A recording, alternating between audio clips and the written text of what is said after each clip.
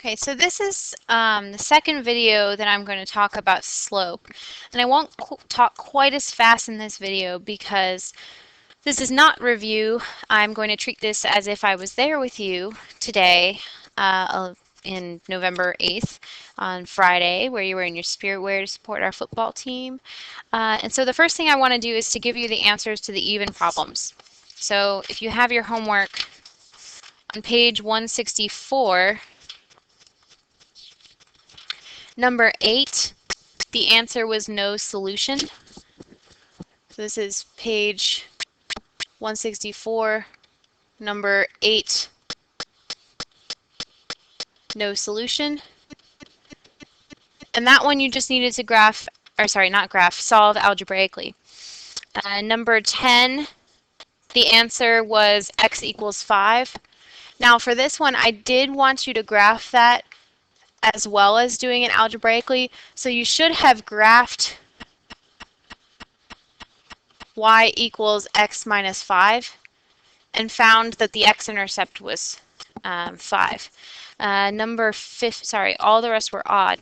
So going to page 175, so if you've forgotten, the odd ones are in the back of the book. You guys are always, always, always welcome to check your answers in the back. In fact, that's a really good study habit, because if you do the problem, check your answer in the back, and you see, I didn't get that answer, it gives you a little bit of a hint to get the right answer. So please make sure you're doing that. Just make sure you're showing work, not actually just copying the answer. I always expect work. So page 175, number 2, looking at the table, you had to find the rate of change. And so for this, we haven't quite talked about this. Actually, I think I may have removed this. Hold on, let me check for a second. So I'm going to pause this. Okay, so I had meant to remove number 2. We're going to talk through that. Actually, I'm going to use that as an example. But the rate of change was 4, if you were able to figure that out. Number 6, the slope was 6. Number 8, those math people were really creative there. Number 8 was 5/2. And then number 10 was undefined. So we'll talk about that one today in this video as well. Hopefully you at least got to where you had some number divided by 0. So the reason it's undefined is because we're not allowed to divide by 0. Hopefully your math teacher yelled at you for that in the past. Well, not necessarily yelled, but chastised in a loving manner. Number 14, similarly, we'll talk about, but the answer was 1/5, so you can go back and correct that. Number 16, the rate of change in the graph, you should have been able to do this quite easily. That was -4/3, because it goes down 4 and right 3. So hopefully having this, and through this video, you'll be able to fix your mistakes. And if you have any quick questions, we can talk about that on Monday before we take the quiz. But make sure you try to fix this, and hopefully this video will help you with that. So moving forward, I want to talk about a couple things with the graph. I want to talk about zero slope and undefined slope. And then we'll talk about how to find the slope in a table. So let's go to the graph first. So let's look at number 10, actually. You get the points -3, 7, as well as -3, 4. Well, just to understand this problem, let's actually graph this. -3 means go left 3, 7 means go up 7. -3 again means left 3, and then 4, up 4. So I have those 2 points there. Well, those 2 points, if I imagine the slope of the line through those 2 points, if you notice, that's a vertical line. And we had decided, or not decided, but we know that slope is change in y over change in x, or rise over run. Well, if I look at these 2 points, imagine that I'm starting here at this bottom point. rise, I'm going to go 1, 2, 3. I'm going to go up 3. So we'll say that this is 3. And then run, well, run is left, right. And in order to go from here to here, point A to point B, point 1 to point 2, I don't go left or right at all. I don't have any run to this. I don't have a change in x. And as a matter of fact, if you look at your x values, I have -3 and -3. They don't change at all. So my change is 0. Well, if I have 3 over 0, you can't divide by 0. 3 divided by 0 is not 0, nor is it 3. So please do not, please do not ever say that 3 divided by 0 is 0 or that 3 divided by 0 is 3. We cannot divide by 0. If you don't understand why, think about this. If you have 3 candy bars, you're trying to divide them among no one, which means you can't keep them for yourself either. No one can have them. How many candy bars does each person get? Well, that doesn't really make any sense because there are no people to even divide them among. I said 3 candy bars among 0 people. So there's no way that you can distribute 3 candy bars to no one.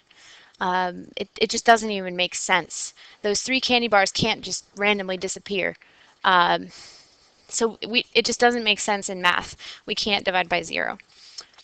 So if we can't do it, we say that the division is not defined. We can't divide. It's not defined. Well, in English, we know that not, there's a prefix called un, so we just say that this is undefined slope. Division by 0 is undefined, so it's undefined slope. If you don't like that word undefined, if that's a little bit too fancy for you, I am okay with you saying that there is no slope, but this is a little bit of a slippery slope if you get my drift. If you say no slope, there's a subtle difference between no slope and 0 slope, so I try not to use this terminology because it can be confusing for students. So I would prefer that you say undefined slope, but I will accept no slope. So now let's talk about 0 slope. There is a difference between no slope and 0 slope, believe it or not, what I was just saying. So to do that, let's talk about number 11.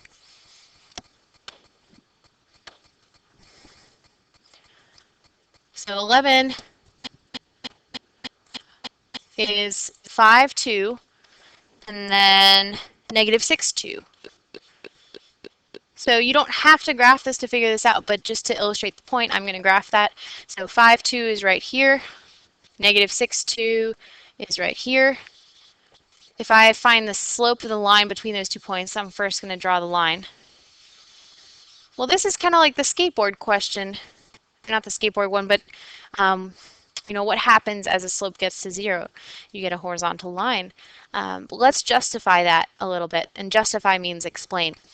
So to get from point A to point B, point 1, point 2, I need to find my change in x, my delta x, x2 minus x1. Well, to get from -6 to 5, that's 11. I can either count it out, or I can do -6 minus 5. So I have a difference here of 11.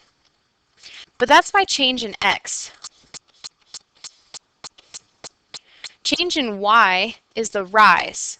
But if you notice, to get from here to here, I don't rise at all. I don't go up. I don't have any change in y. If you look at the y values, both of them are 2. They don't change. So the change in y is 0. So the slope, if change in y over change in x is the slope, I get 0 over 11. Well, this is the opposite case of what I was just talking about. 0 divided by 11, I can do this. I can divide 0 by 11. 0 divided by 11 is just 0. Now, to make sense of that, imagine that you have 0 candy bars, and you try to split 0 candy bars among 11 friends, not including yourself. or maybe including yourself and 10 other friends. Either way, you have 0 candy bars and you're trying to split it among 11 people. How much candy does each person get? A big fat nothing. You have no candy bars. If you split no candy bars with 11 people, everyone has no candy bars. The reason why this is different from the previous example is because the previous example there were no people. Here there's no candy bars. It's a subtle difference. So we say that this has a 0 slope. So hopefully now you understand why there's a huge difference between 0 slope and no slope. 0 slope is a horizontal line, no slope is a vertical line. That's why I prefer 0 slope and undefined slope. It makes a little bit more sense, or at least the difference is clear.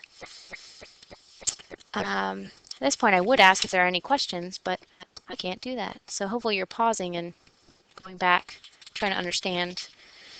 Reading your book, actually. Believe it or not, your book is more than just giving you your problems. So now let's talk about slope from a table. Slope from a table. So hopefully you've noticed, and I wish I still had a graph up here. Let's talk about it actually for a second.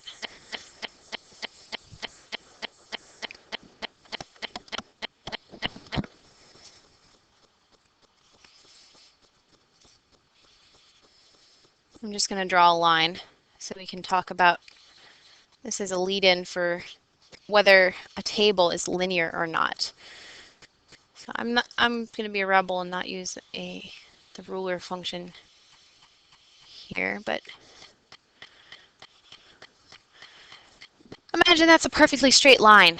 Okay, so this is a linear. The reason why it's linear is because it's a line. Linear functions have a constant rate of change, which means the rate of change is the same. So it's a constant slope, the same slope.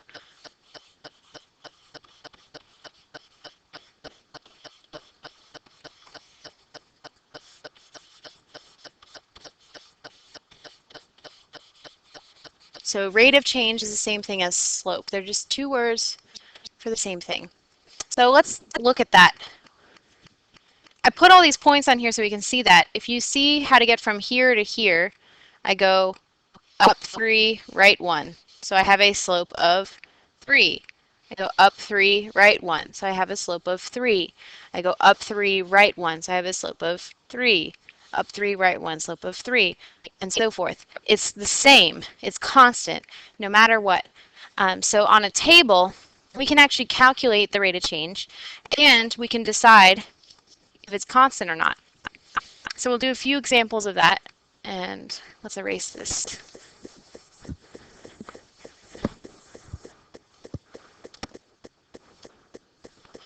And getting a table in here.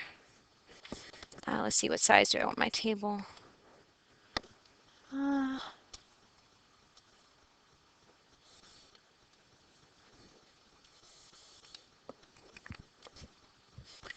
Actually didn't want 3 columns, but that's okay.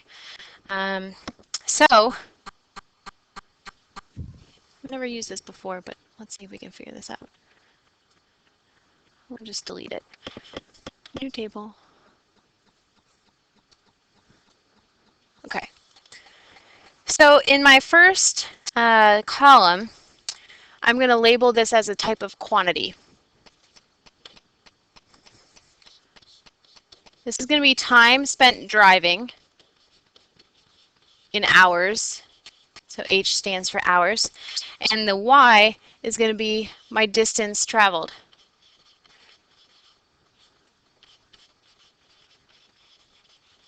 So remember when we talked about independent and dependent? The distance we traveled depends on the time. And so that means that this is my Y variable. The Y is the dependent, and the X is the independent. And so I'm going to put my distance traveled in miles. So now that we have our table set up, I'm going to put in some values. And this is not something you would have to come up with. I'm giving you the problem. So say this is 2, 4, 6, 8, and 76, 152, 228, Um,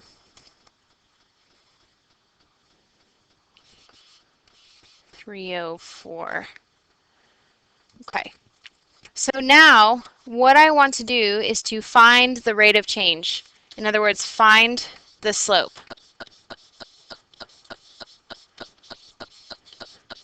So if it says rate of change, that means the same thing as slope. There are two ways you can kind of think about this. One way is to pick 2 points. So what I mean by that is a pair of x and a pair of y values. So I'm going to highlight 2, for example. Say that I pick this point and this point, and I want to find the rate of change. So imagine this as the point. I want to go back to my pen. But this is going to be the point 276, which means for 2 hours driving, I traveled 76 miles.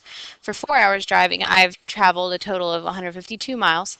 Take those 2 points and use your slope formula. So we can do 152 minus 76 over 4 minus 2. And when you get by that, you get 76 over 2,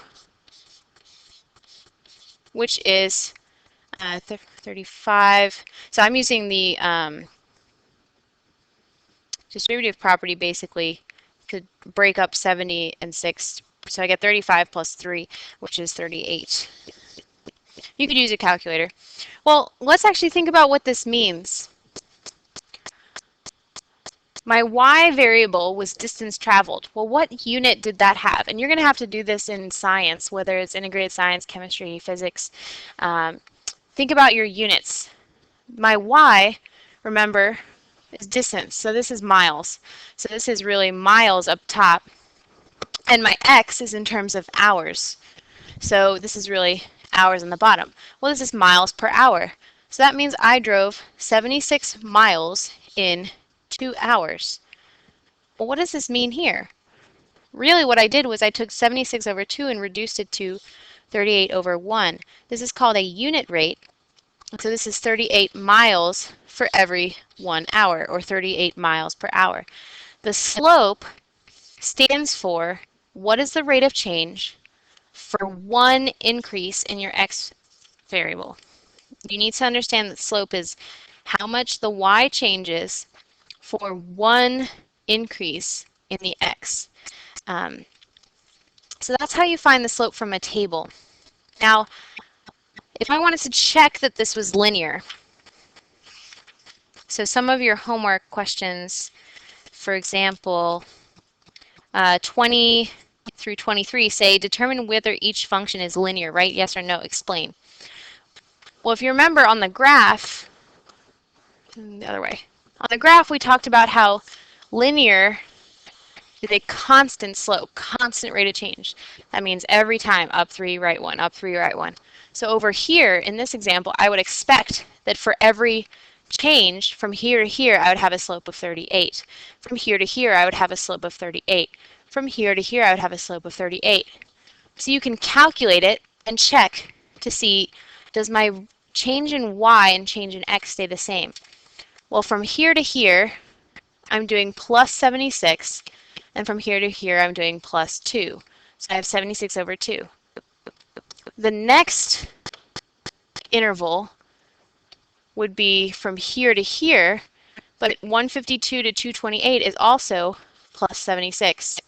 From 4 to 6 is also plus 2. So I have the same slope, the same rate of change. If I go to the next one, I'm going from 228 to 304, that's also plus 76.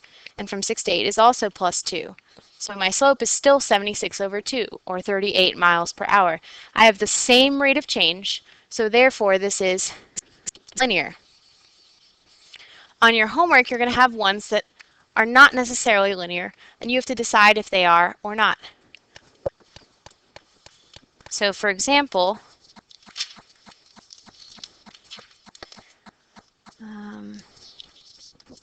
there are a lot of good examples on page 172, but let's do another one that's different from that. So I'm going to label this, oops, need pen to label. I'm going to label this my x, This is my y, and I'm going to put in -10, -2, 6, 14, and 15, and then 5, 1, -4, -10, -13. Now, one thing that students are tempted to do is they're tempted to look at the x and say, well, this doesn't count by the same amount each time. That's not what's important. What's important is the rate of change of x with respect, the rate of change of y with respect to x. So that means you have to count each of them separately. So let's see that in action.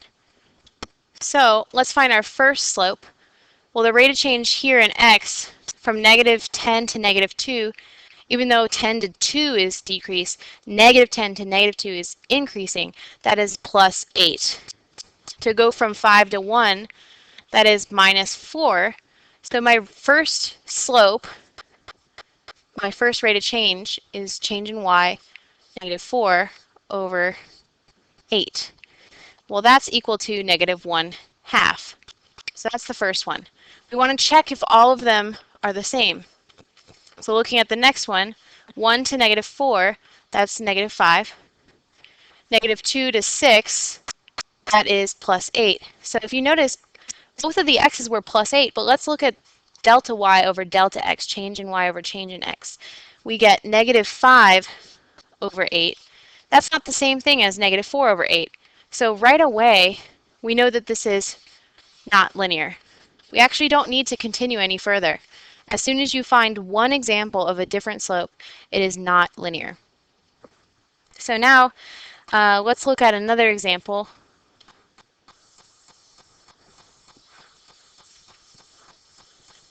Oops, didn't mean to erase my y. And for this example, I'm actually going to go through -1, 3, 7, 8, 10.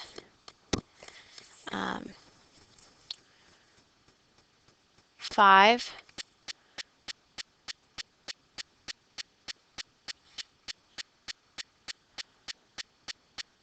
13,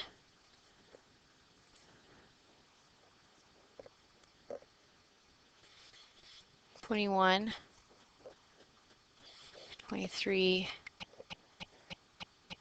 and 27. So again, we can't just look at the x's and say, well, each change is different. We have to look at change in y and change in x together. So looking at this, 5 to 13, that's +8. -1 to 3, that's +4. And so we get 8 over 4, which is a slope of 2. And so if we move on to the next one, we get 13 to 21, that's +8. And here is +4. Well, +8 over +4 is +2 again. So that works out as well. So here we get +2 +1. Even though, if you notice, I started from x increasing 4, 4, and I have +1, it looks like my change in x is different. You're right, change in x is different. So is change in y. I had +8, +8, +2. But what we're looking at is change in y over change in x. 2 over 1 is 2. We still have the same slope. Moving on to the last one, we have a rate of change of +4 in the y and a change of +2 in the x. 4 over 2 is also 2. So notice how the change in x and change in y varied throughout the table, but the overall slope, change in y over change in x, stayed the same. So that means that this is, in fact, linear. And my explanation would be that the slope between every pair of points is constant. It's the same. So you should be able now to do your homework for this weekend. I hope this cleared up any confusion on slope and that you learned some more about slope. We will have a quiz on Monday on sections 1 through 3. Make sure you come with quick questions at the beginning of class so we can take our quiz pretty soon. Have a great weekend, and hopefully cross country will win on Saturday and our football team will win tonight.